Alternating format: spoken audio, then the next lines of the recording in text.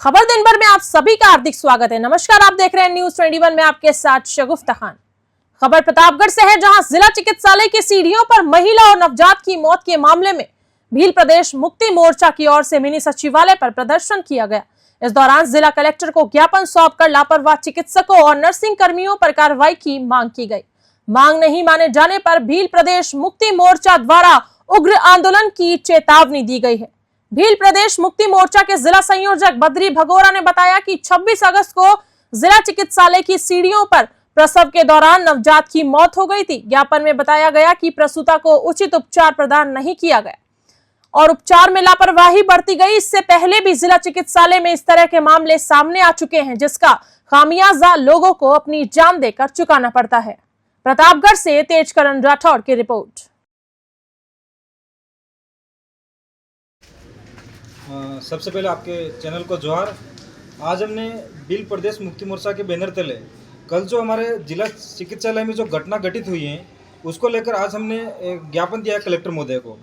कल जो दुर्गा पिता मोहनलाल मीणा की जो पत्नी 11 बजे के समथिंग वहाँ हॉस्पिटल में लाया गया, एडमिट भी किया गया और उनकी एक बोतल वगैरह भी चढ़ाई गई। फिर तुरंत बाद सही इलाज न करके उनको डायरेक्ट बोला गया कि उदयपुर के लिए रेफ़र करो। उदयपुर के लिए रेफ़र किया गया। फिर हुआ क्या, जैसे वो वहाँ से निकले और डायरेक्ट मेन गेट पे आके उनकी डिलीवरी हो गई और जो नवजात शिशु था उसकी ऑन द स्पॉट डेथ हो गई।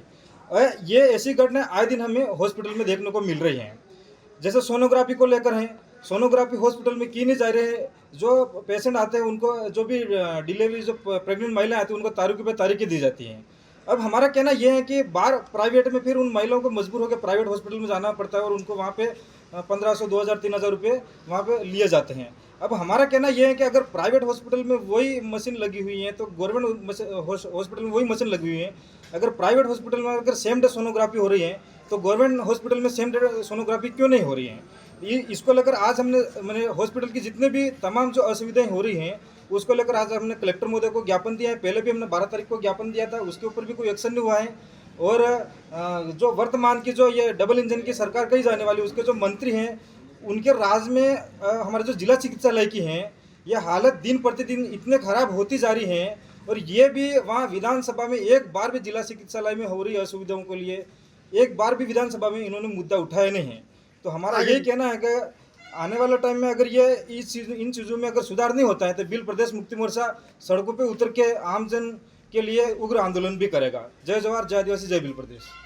खबर झालावाड़ से है, जहां जन्माष्टमी के अवसर पर पूरा जिला श्री कृष्णमय नजर आया। सबसे खास नजारा दिखाई दिया धार्मिक नगरी झालरापाटन में, जहां अति प्राचीन द्वारिकाधीश मंदिर में कृष्ण भक्तों का सैलाब उमड़ पड़ा। झालावाड़ जिले सहित सीमावर्ती मध्य प्रदेश मालवा के भी श्रद्धालु बड़ी संख्या में भगवान द्वारकाधीश के दर्शनों के लिए पहुंचे। मंदिर परिसर में श्री कृष्ण के लिए फूल बंगला सजाया गया, साथ ही 101 किलो पंचामृत से अभिषेक किया गया। इसके साथ ही पूरे मंदिर की आकर्षक सजावट की गई। इस दौरान श्रद्धालु भगवान द्वारकाधीश के बाल गोपाल रूप के दर्शनों के लिए लंबी कतारों में लगे नजर आए।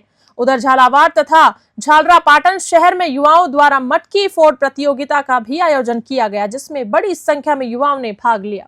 इस दौरान अपार जनसमूह को नियंत्रित करने के लिए पुलिस जवानों को भी खासी मशक्कत करनी पड़ी।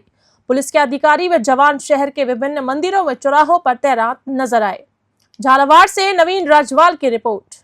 खबर नागौर जिले की जायल तहसील से है, जहां केंद्र सरकार की तरफ से किसानों के लिए चलाई गई प्रधानमंत्री फसल बीमा योजना निजी कंपनी के सामने दम तोड़ती नजर आ रही है।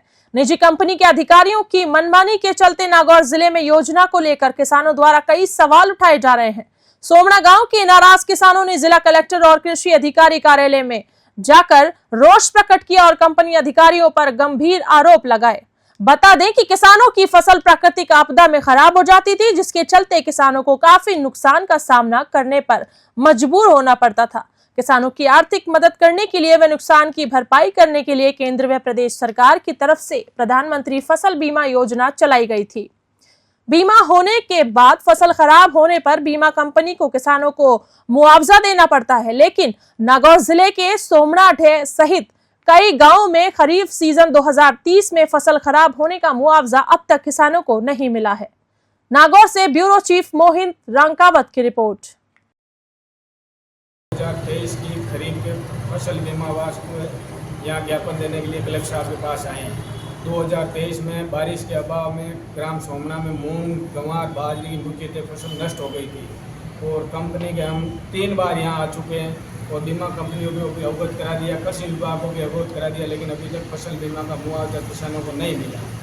और आगे हमें अगस्त महीने का अंतिम तारीख तक फसल बीमा का क्लेम यदि कि सोमना किसानों को नहीं मिलेगा तो हम जिला कलेक्टर पर धरना देंगे, वो भी शांतिपूर्वक। कितने किसानों को नहीं मिला है? सिर्फ सोमना की? पूरे सोमना ग्राम पंचायत पटवार हल्का को नहीं मिला है। सोमना खाली एक ही गांव है और भी कई गांव है? नहीं, और भी तहसील में हमारे कई गांव में डे भी नहीं मिला है और इसमें कर्मचारियों की जो बीमा कंपनी की उनकी मिलीभगत से ये कार्य लेट हो रहा है। कौन सी कंपनी?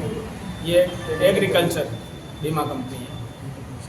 खबर अजमेर जिले के अराई क्षेत्र से है, जहां सामुदायिक स्वास्थ्य केंद्र में लगातार हो रही अव्यवस्थाओं और डॉक्टरों के समय पर अस्पताल नहीं आने, मरीजों को बिना देखे रेफर करने की शिकायत पर मंगलवार को सीएमएचओ डॉक्टर ज्योत्सना रंगा अराई पहुंची तथा अस्पताल का औचक निरीक्षण किया।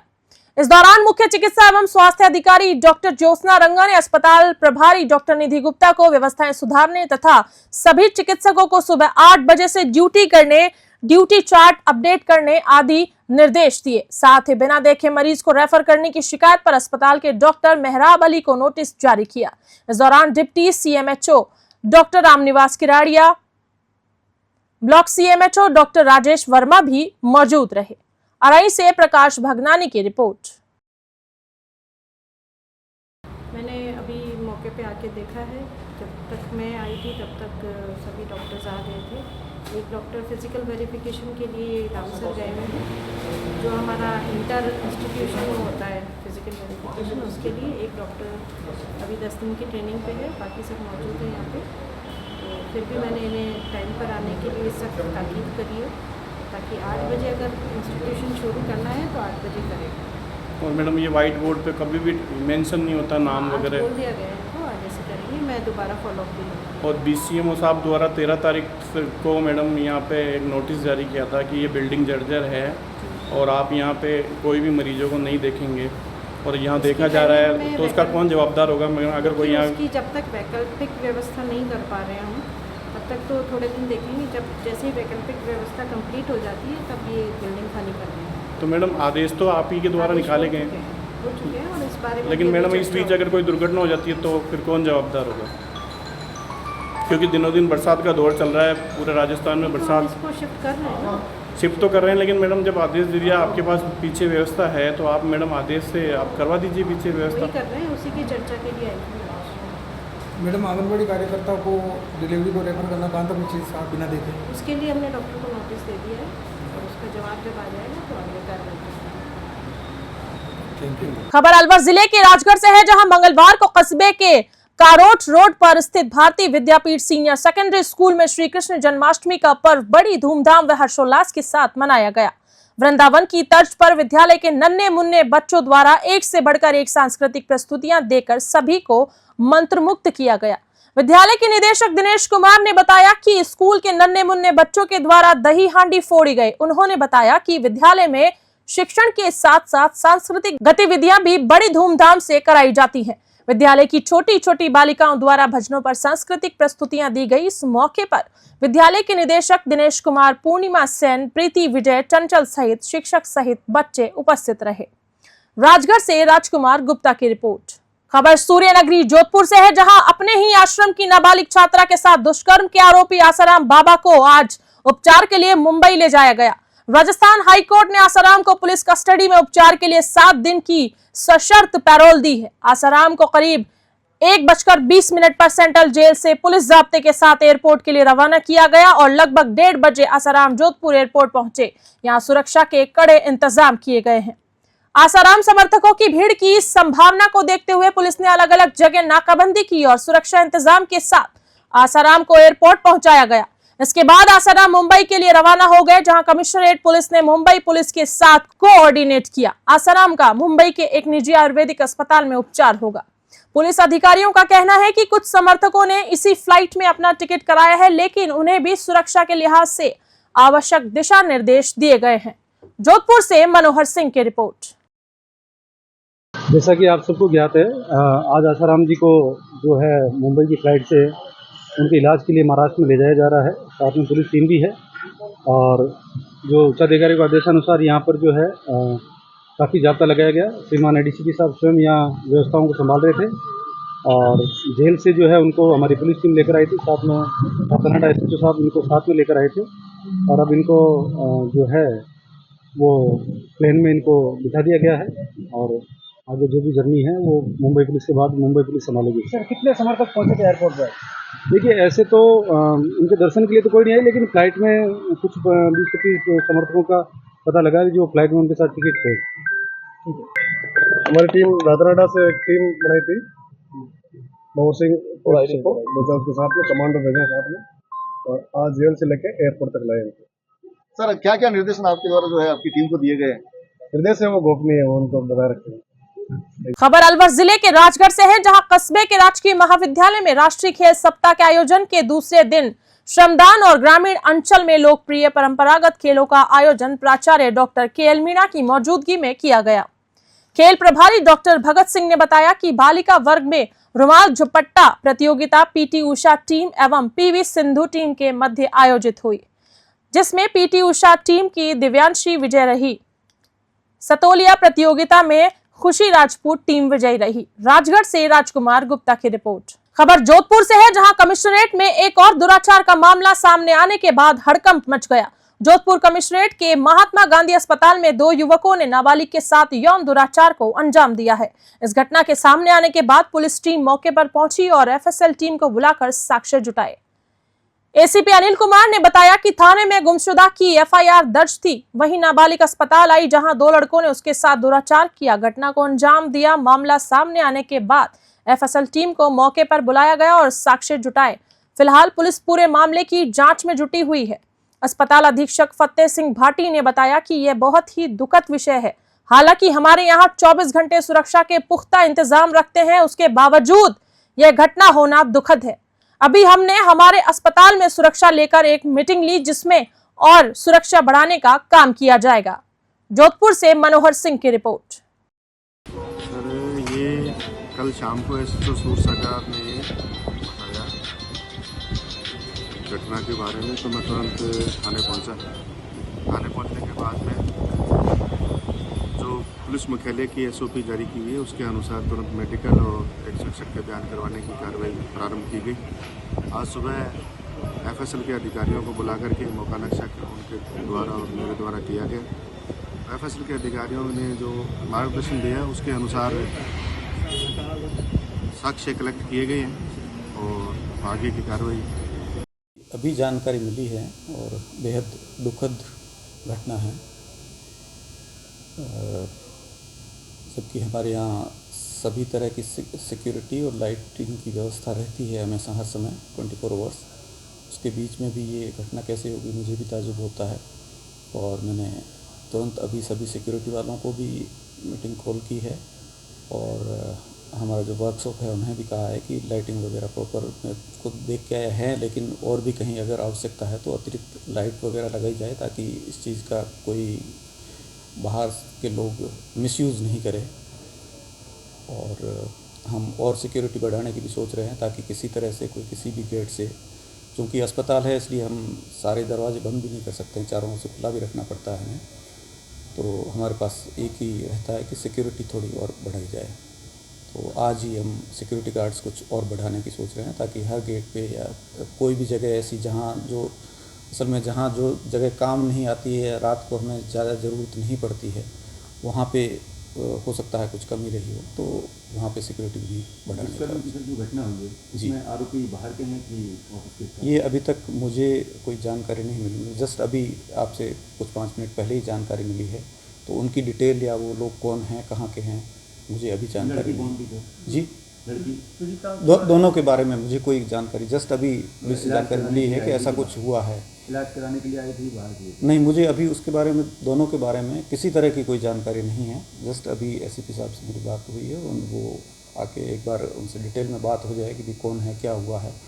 जस्ट इतना ही पता लगा है कि कैंपस में कुछ हुआ है कि पुलिस वगैरह देखी तो मुझे भी जानकारी मिली है। तो अभी डिटेल मिलते ही मैं बता पाऊँगा। खबर चित्तौड़गढ़ से है, जहां जिला कलेक्टर आलोक रंजन के निर्देश पर अतिरिक्त जिला कलेक्टर सुरेंद्र पुरोहित ने मंगलवार को जिला स्तरीय अधिकारियों की बैठक लेकर विभिन्न विभागीय योजनाओं समीक्षा की। बैठक में एडीएम ने बारिश की वजह से हुए विभिन्न नुकसान का आकलन कर रिपोर्ट पेश करने, पौधारोपण अभियान के तहत पौधों की जियो टैगिंग बढ़ाने तथा संपर्क पोर्टल पर आए परिवादों का भौतिक सत्यापन करने के निर्देश दिए। एडीएम ने शिक्षा विभाग के अधिकारियों को बारिश में क्षतिग्रस्त हुए विद्यालयों की रिपोर्ट पेश करने के निर्देश दिए तथा खेल सप्ताह के अंतर्गत विद्यालयों में खेल गतिविधियां बढ़ाने के निर्देश दिए। उन्होंने चिकित्सा विभाग के अधिकारियों से कहा कि मौसमी बीमारियों malaria, dengue, scrub typhus, swine flu आदि की रोकथाम के लिए औषधियों की पर्याप्त मात्रा रखी जाए। मौसमी बीमारियों को लेकर प्रचार प्रसार कराएं। चित्तौड़गढ़ से ब्यूरो चीफ विकास जोशी की रिपोर्ट। खबर बीकानेर जिले के खाजूवाला से है, जहां जिले भर में लगातार हुई तेज बारिश के बाद अब स्वास्थ्य विभाग को मौसमी बीमारियों का डर भी सताने लगा है। ऐसे में मलेरिया, डेंगू सहित विभिन्न मौसमी बीमारियों की रोकथाम को लेकर अब स्वास्थ्य विभाग ब्लॉक स्तरीय बैठक पर व्यवस्थाओं में जुटा हुआ है। सीएमएचओ डॉक्टर राजेश गुप्ता ने आज खाजूवाला अस्पताल में ब्लॉक स्तरीय चिकित्सकों व स्वास्थ्य कर्मियों की बैठक लेकर मौसमी बीमारियों के रोकथाम को लेकर आवश्यक निर्देश दिए हैं। इसके साथ ही सीएमएचओ के नेतृत्व में टीम ने एक निजी सोनोग्राफी सेंटर का भी औचक निरीक्षण किया और आवश्यक दिशा निर्देश दिए। इस मौके पर RCHO doctor CS Modi, BCMO doctor Mukesh Meena, चिकित्सा प्रभारी डॉक्टर अमरचंद बुनकर सहित चिकित्सक व स्वास्थ्य कर्मी मौजूद रहे। खाजूवाला से धर्मपाल चौधरी की रिपोर्ट। माननीय चिकित्सा एवं स्वास्थ्य मंत्री महोदय के निर्देशानुसार मौसमी बीमारियों को देखते हुए आज ब्लॉक खाजूवाला में एक मासिक बैठक का आयोजन किया गया, जिसमें सभी चिकित्सा अधिकारी और कार्मिक इस ब्लॉक के शामिल हुए। सभी को निर्देशित किया गया कि चूँकि बरसात का मौसम है और अच्छी बारिश हुई है, उसको देखते हुए सभी अधिकारी और कर्मचारी अलर्ट मोड पे रहें, घर घर सर्वे करें, बुखार के रोगी चिन्हित करें, उनकी ब्लड स्लाइड लें और एंटी लार्वल, एंटी एडल्ट और सोर्स रिडक्शन की एक्टिविटी करें, ताकि खाजूवाला क्षेत्र में डेंगू और मलेरिया के केसेस से सख्ती से निपटा जा सके और इस एरिया में ये बीमारी पैर ना पसार सके। इस सभी के लिए सभी अधिकारियों को और विशेष तौर से बीसीएमओ साहिबान और सीएससी प्रभारी अमरचंद जी को पाबंद किया गया कि एक्टिविटी की जो है वो सख्त मॉनिटरिंग करें, ताकि भविष्य में खाजूवाड़ा जो है मौसमी बीमारियों से के प्रकोप से बचा रहे। सर, मीटिंग में देखा गया काफ़ी जो कर्मचारी है वो लापरवाही बरत रहे हैं काम को लेकर, किस प्रकार की हिदायत दी गई है? उसमें लापरवाही बरतने वाले कर्मचारियों के लिए उनके इंडिकेटर्स के हिसाब से मॉनिटरिंग करने के निर्देश दिए हैं। जिस कर्मचारी के अगर इंडिकेटर्स पुअर परफॉर्मेंस रहेंगे तो उनको शो कॉज नोटिस जारी किए जाएंगे। फिर भी अगर वो सुधार उसमें नहीं करते हैं तो उनके खिलाफ सख्त से सख्त नियमानुसार कार्रवाई की जाएगी। Thank you. खबर दिन भर में फिलहाल के लिए इतना ही। सत्य, सटीक और निष्पक्ष खबरों को देखने के लिए यूं ही बने रहे न्यूज़ 21 पर। नमस्कार।